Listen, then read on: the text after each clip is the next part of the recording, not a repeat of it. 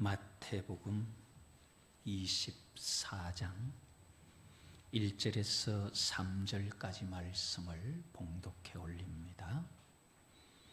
예수께서 성전에서 나와서 가실 때에 제자들이 성전 건물들을 가리켜 보이려고 나오니 대답하여 이르시되 너희가 이 모든 것을 보지 못하느냐?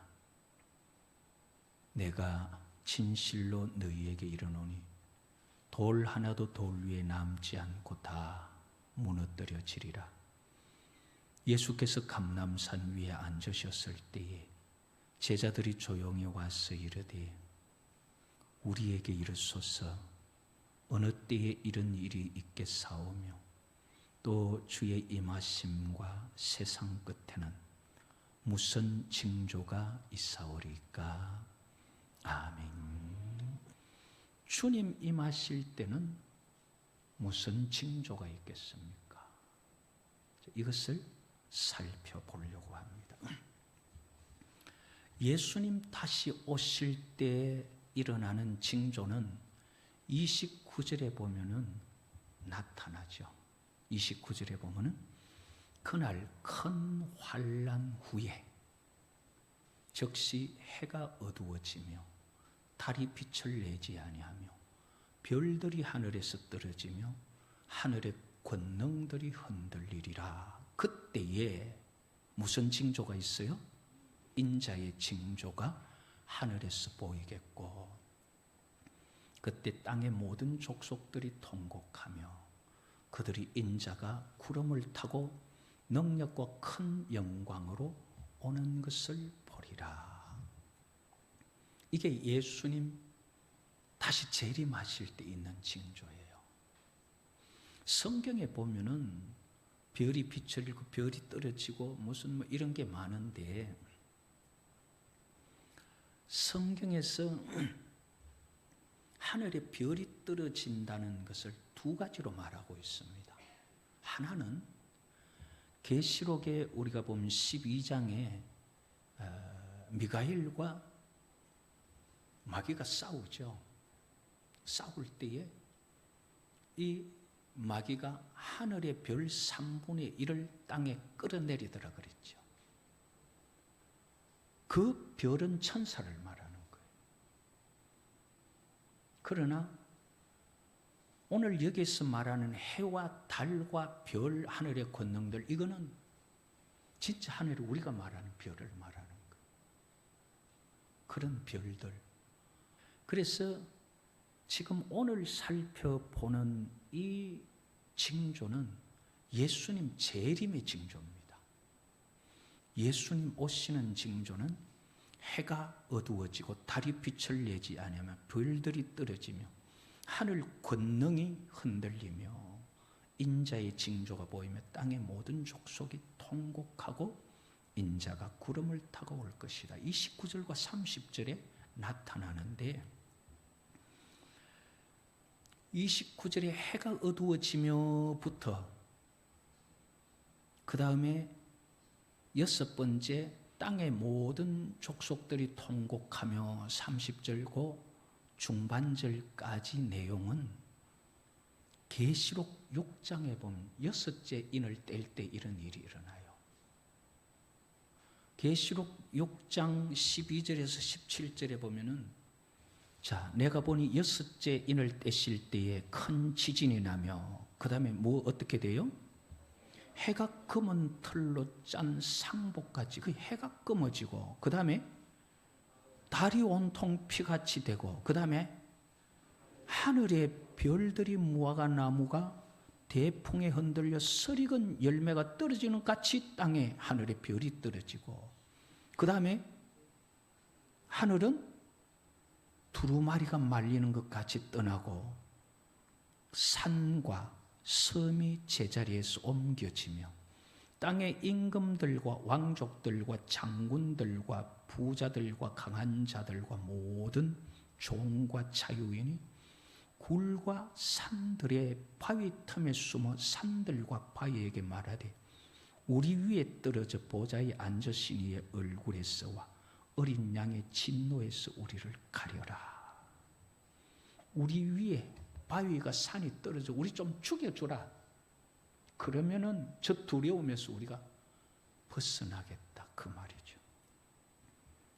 그게 다시 마태복음 24장으로 가서 보면은 해가 어두워지고 달이 빛을 내지 아니하고 별들이 하늘에서 떨어지며 하늘의 권능들이 흔들리리라. 인자의 징조가 하늘에서 보이겠고 땅의 모든 족속들이 통곡하는, 이것이 여섯째 인을 뗄 때 거의 똑같이 나타나죠. 그 예수님 지금 말씀하신 마지막 이 징조는 계시록 6장의 여섯째 인을 뗄 때 마지막 것을 말하는 거예요.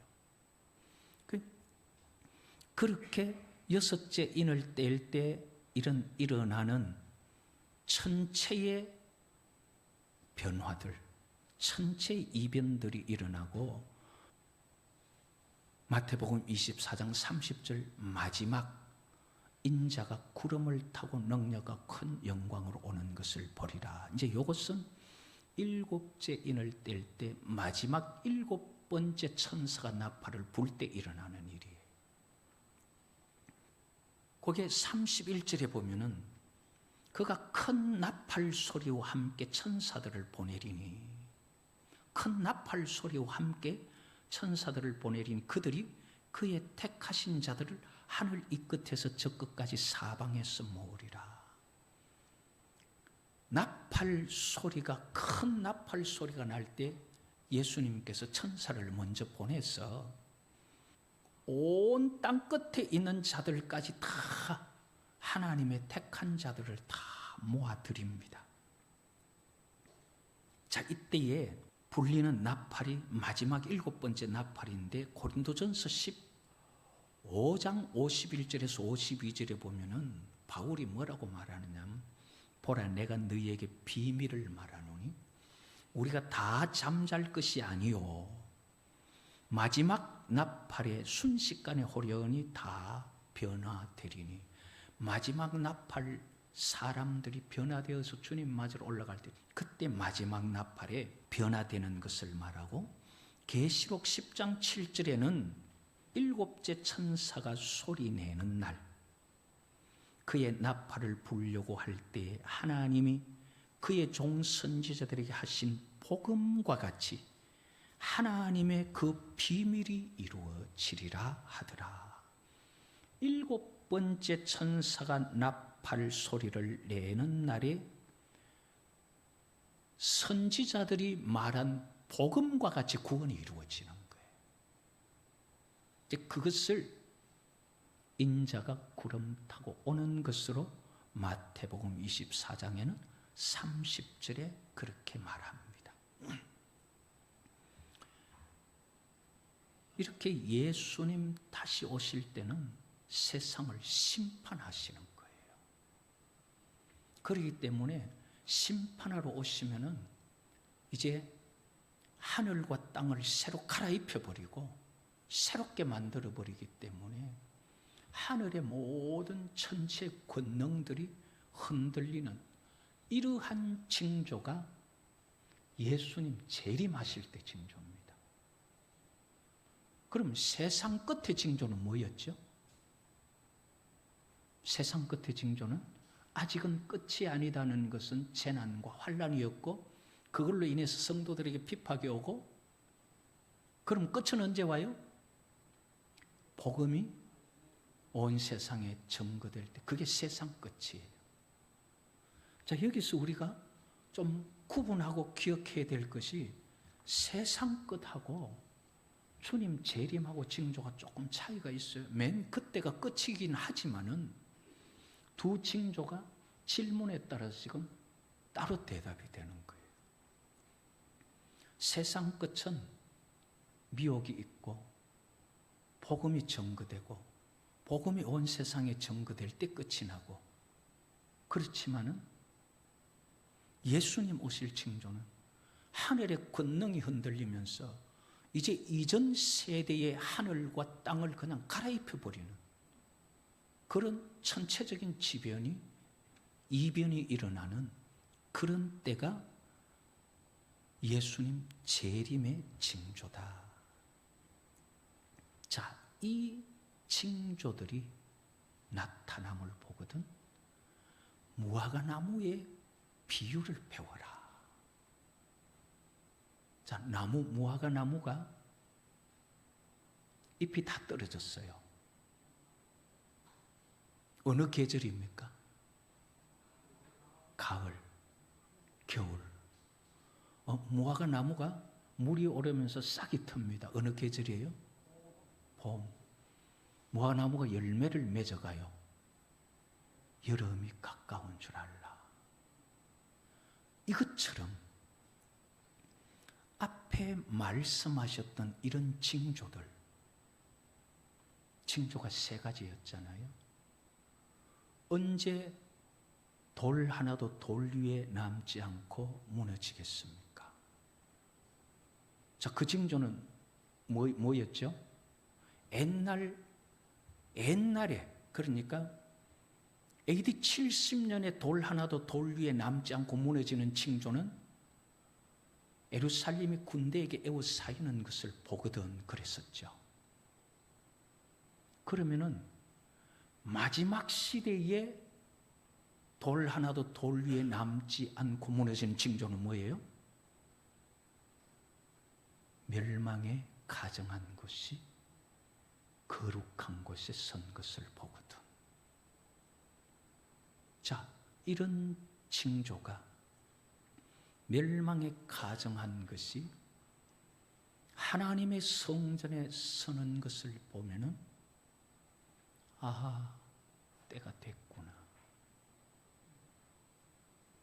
그 다음에 이 무화과나무의 비유를 보듯이 세상 끝, 복음이 온 세상에 증거되고 온 세상에 미혹이 난무하면은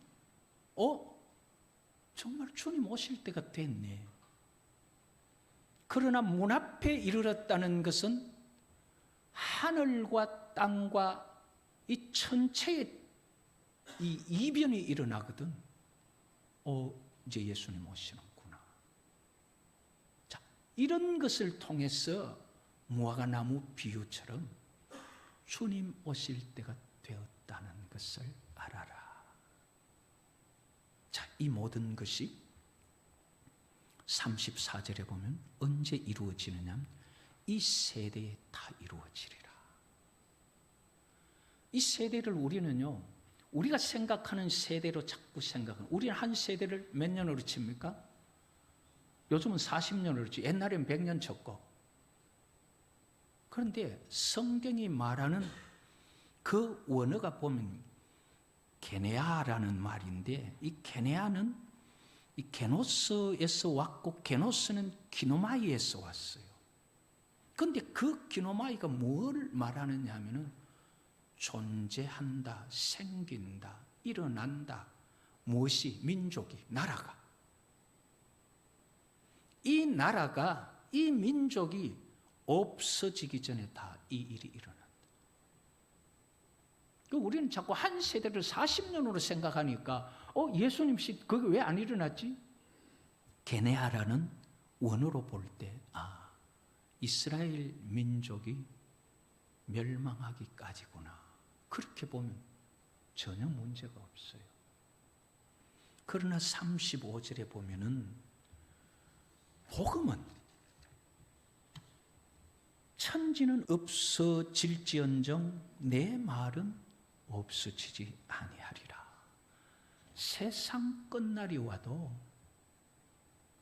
마귀가 복음을 없애버리면 되는데 복음은 없앨 수 없어요. 종말을 연구하다가 보면요, 하나님 말씀은 없앨 수 없어요. 그거는 여호와께서 허락하지 않는 거예요. 왜? 예수님 말씀하셨잖아요. 내 말은 없어지면 안 된다는, 없어지지 않는다는 거. 그러니까 아무리 없애고 싶어도 성경을 없애버리면 되는데 그게 안 되는 거예요. 사단은 그걸 못해요. 왜? 하나님께서 그거는 허락지 않는 거예요. 그래서 아무리 미혹이 오고 종말이 와도 성경은 하나님의 복음은 없어지지 않는 거예요. 자, 하나님의 복음은 마귀가 없앨 수가 없어요.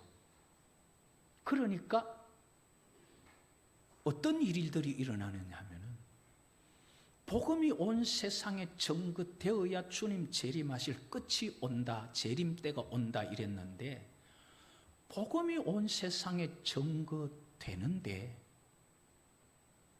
그게 재림의 징조인데 그런데 누가복음을 통해서 보면은 복음이 온 세상에 전거되는데 왜 믿는 자를 찾을 수가 없느냐 하는 거예요. 자, 한번 생각해 보십시다. 마귀가 온 세상을 미혹하려고 하면 복음 없애버리면 되는데 그건 하나님 못 없애게 했어. 마귀가 지 맘대로 할 수 있는 거 아니에요. 하나님 허락한 선 안에서만 할 수 있는 거예요. 그러니까 복음은 못 없애. 그럼 어떻게 하면 될까요? 복음의 핵심을 바꿔버리면 되죠. 그래서 멸망에 가정한 것이 서지 못할 곳에 거룩한 곳에 선 것을 보거든. 이게 데살로니가후서 2장 4절하고 연결시켜 보면은 사탄이 그는 대적하는 자라고 사탄이 모든 신이라고 숭배받는 자 위에 자기를 높여서 하나님의 성전에 앉아서 자기가 하나님이라고 내세워요. 잘 한번 생각해 보세요.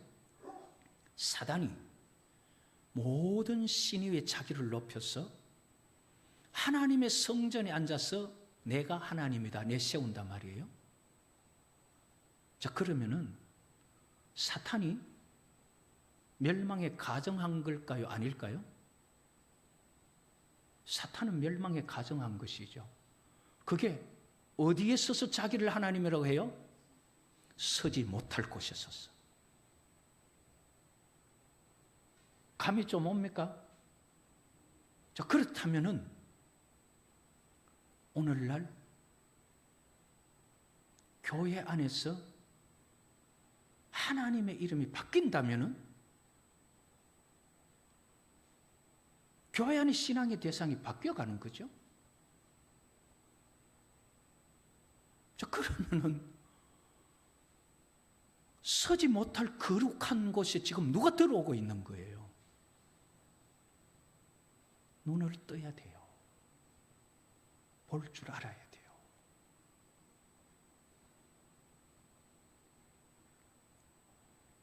복음은 없어지지 않지만은 복음을 전하게 하면서 그 복음이 온 세상에 전해지면서 숭배받는 자가 자기가 되려고 하는 거예요. 그 복음을 결국은 이름만 딱 바꾸어 넣어서 자기가 서지 못할 곳에 서는 거예요. 자, 복음은 없어지지 아니하고 그 다음에 36절에 그 날과 그 시는 아무도 모르나니 하늘의 천사들도 아들도 모르고 오직 아버지만 아시느니라.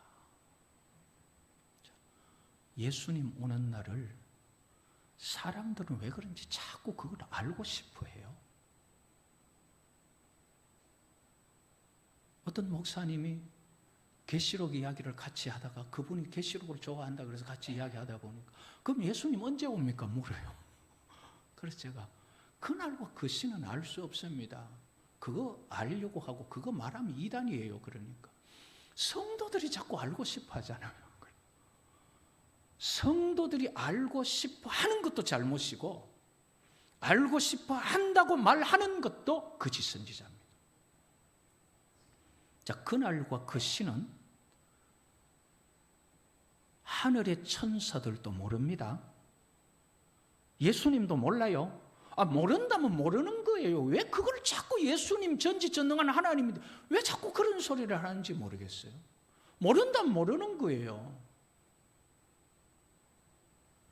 천사들도 모르고 아들도 모르고 오직 아버지만 아시는 거예요.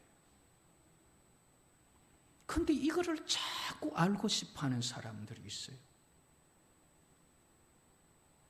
고린도전서 4장 6절에 보면은 바울이 뭐라고 말하느냐 하면요. 형제들아, 내가 너희를 위하여 이 일에 나와 아볼로를 들어서 본을 보였으니 이는 너희로 하여금, 한번 따라합시다. 기록된 말씀 밖으로 넘어가지 말라 한 것을,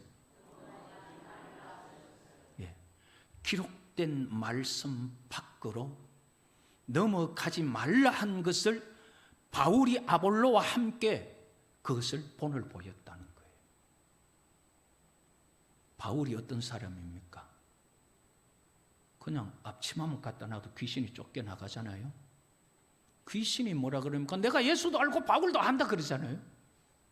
그런 바울이 말씀 밖으로 넘어가려고 하면 대번 교주가 되죠. 뭐 안 될 수 있겠어요? 교주가 돼요. 그러나 아볼로와 바울이 뭘 본을 보였냐면 성경 밖으로 넘어가지 마라. 그거는 이단이다 이 말이에요. 그거는. 그 성경이 모른다면 모르는 거예요. 그런데 우리나라에 1992년 10월 28일 그때 몇 사람 올라갔어요?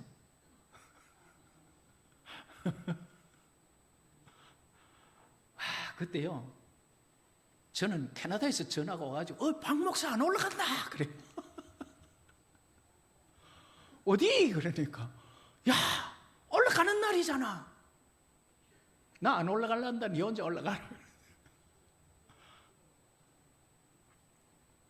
그러던 사람들이 그때 왜 못 올라갔을까요? 성경 밖으로 넘어가면 그래요. 그게 우리나라에만이 아니라요, 세계적으로 이런 일이 있었어요. 1841년에 윌리엄 밀러라는 이 뉴욕에서 침례교 자유로운 그 평신도 설교자가 3년 후 내지 4년 후에 예수님 오신다 그런 거예요. 1843년 3월 21일에서 1844년 3월 21일 1년 사이에 예수님 오신다 예언을 했어요. 미국이 완전히 난리 났어요, 세계적으로. 그런데 3월 21일이 되었는데 안 왔어요. 그러다가 이 사람이 다시 예언을 하는데 3월 21일이 아니라 10월 22일이다. 왜냐하면 그 10월 22일이 유대력으로 보면은 7월 10일 속죄일, 그 다시 말하면 나팔절이거든요. 유대력으로 봐서 7월 10일 그 나팔절이 양력으로 봐서 10월 22일이니까 잘못 계산됐다. 10월 22일 날 올 거다 이랬는데 다시 또 사람들이 막 그때를 기다렸는데 그때도 아무도 못 올라갔어요. 그래서 사람들이 화가 나가지고 총기 사고도 막 일어나고 교회가 막 불타고 이런 일들이 일어났었어요. 근데 그들이 다시 이게 아니다 하고 그 윌리엄 밀러의 그 신학, 예수님 오신다는 그 신학 이론, 그것이 근거가 된 것이 제7안식일 예수재림교회 신학이에요. 우리가 성경을 넘어서면 안 돼요. 성경이 아니라면 아닌 거예요. 자, 아들도 모르는데 천사들이 알 수 있어요? 그런데 천사가 나팔 소리 들려줬고 천사가 계시해 주었다고. 그러니까 그날 아무도 못 올라간 거예요. 우리는 어떤 미혹이 오든지 예수님 오는 징조가 있든지 세상 끝에 징조가 있든지 성전 무너지 무슨 징조가 있어도 말씀을 넘어서면 안 돼요. 사람의 욕심은 자꾸 그걸 알고 싶어하고 넘어서고 싶어해요. 그게 이단되고 그게 타락하는 시작이 되는 것입니다. 아버지만 알고 있다가 보니까 예수님 아버지께서 가라고 하면 오는 그때가 도적같이 오신다. 그렇게 말해요. 그래서 예수님은 도둑같이 오시지만은 데살로니가전서 5장 6절에도 그럼 우리는 다른 이들과 같이 자지 말고 오직 깨어 정신을 차릴지니라. 오늘 마태복음 본문에도 마찬가지예요. 마태복음 24장 42절에 그러므로 깨어 있으라. 어느 날 너희 주가 임할는지 너희가 알지 못함이니라. 깨어 있으면은 주님이 오시면 왔네 그냥 맞이하면 되잖아요. 자니까 도둑같이 왔다 가시는 거다 이 말이에요. 우리 뭐 맨날 깨어 있지. 그럼 잠잘 때 오시면 깨어 있는 자는 잠잘 때 와도 알아요. 그 깨어 있으면 육신의 잠을 말하는 게 아니라 영적인 잠을 말합니다. 우리의 영혼이 깨어 있고 하나님의 말씀을 들을 때 말씀이 깨달아지고 하나님의 말씀을 볼 때 천체지변과 함께 깨달아질 때는 주님 오실 때 됐네 준비가 되지만은 영혼이 잠자면은 야 이런 세상에 그런 일이 어딨냐 알 수 없어요. 열처녀 비유에서 보듯이 어떻습니까? 벌써 왔네? 그러면 기름 준비하려고 하니 그때 안 되는 거예요. 기름이 없으면 준비되어 있지 않으면 깨어 있지 않으면은 주님 와도 맞이할 수가 없어요. 그래서 우리는 깨어 있으면서 하나님의 말씀을 자꾸 넘어가지 말고 성경이 진리면은 하나님 말씀을 진리로 믿어야지 그거 틀렸다고 자꾸 내 마음에 맞는 대로 바꾸지 말고 성경을 진리로 믿고 말씀을 따라 기도해서 지금 준비하지 아니하면은 지금 깨어 있지 아니하면은 주님 오셔도 기름 없으면은 맞이할 수가 없어요. 하나님 앞에 준비하는 신앙, 깨어 있는 신앙 될 수 있기를 여호와의 이름으로 축복합니다.